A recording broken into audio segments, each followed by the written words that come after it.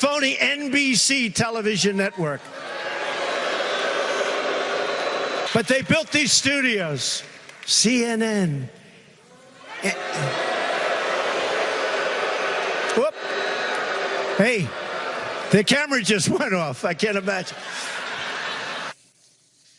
That was President Trump last night in Cedar Rapids, Iowa.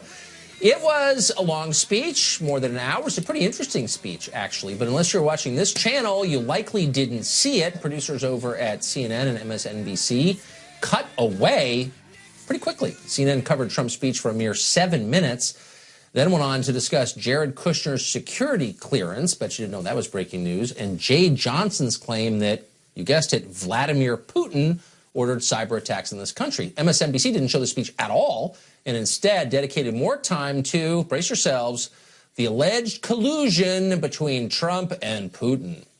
Joe Concha writes about media for The Hill, and he joins us tonight. So, Joe, MSNBC, I get, actually, they know who their audience is. That doesn't bother me. CNN's supposed to be a news channel, and they talk about Trump a lot, and here they have a chance to actually show Trump talking, but they cut away. What is that about? When you say a lot, Tucker, boy, you hit the nail on the head.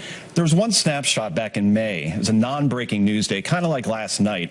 MRC study showed that CNN talked about Trump 92% of the time from 4 a.m. to 11 p.m. And if you watch the network, and I watch it often because it's part of my job, that's about right. Probably somewhere between 85 and 92%. They're talking about Trump. So when you're so myopic on a particular person, in this case the president, why wouldn't you cover him live to actually hear what he has to say, unless that unfiltered version of Trump doesn't allow for commentary, punditry, or maybe speculation around their latest bombshell that came via unnamed sources? So then we talk about the business end of this, right, of journalism. How did the ratings work out? Was this a good editorial decision by CNN and MSNBC not to cover this rally live as Fox did? I have the numbers in front of me. Fox more than quadrupled CNN's audience during live coverage at 8 p.m. Eastern last night. Total audience, Fox 3.3 million, CNN 821,000. Against MSNBC, Fox 3.3 million, MSNBC 1.53 million. Then people talk about the demographic. That's the younger audience that advertisers cover most. Fox 642,000, MSNBC 414,000, CNN 260,000. So was this a good choice? It appears not from a business perspective or an editorial perspective. Well, it's not. I wish we could take credit for those numbers. It was Trump talking, not this show. But it's not really journalism what CNN is practicing anymore. It's advocacy. And again, that's okay. I think there's a role for advocacy. But why does the channel continue to brand itself as a news outlet? I don't know how you sell that, right? You say suddenly for 37 years, we're in existence since 1980. You used to work for him way back when.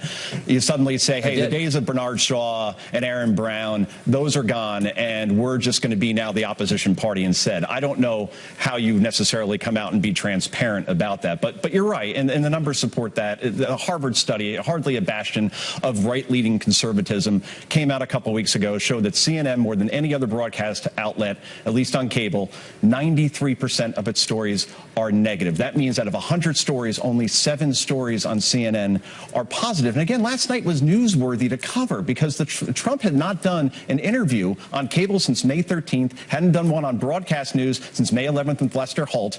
Therefore, an unpredictable president and that sort of audience on a non-breaking news night, I think you got to cover that.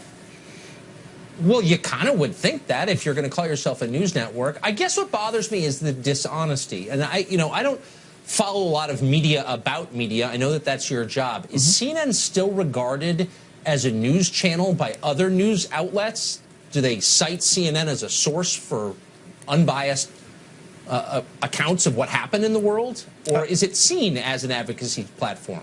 I think there's a circle that goes between CNN, New York Times, and the Washington Post, and they like to quote each other a lot. But I think to objective observers, based on studies that I've read as well, they're simply not seen as objective anymore. So, again, not just CNN, by the way, Tucker. We saw just today on MSNBC, you had an analyst on there, Elise Jordan, who used to work for the Bush administration, said that sticking up for Trump is like hugging a suicide bomber. You would think after the Kathy Griffin thing. You'd stop using ISIS analogies in these situations, but it seems like hyperbole is just going on both sides, and negativity has worked to a certain extent, but when the president is speaking, you probably should cover that. If not, you're going to pay for it in the ratings, and we certainly saw that last night.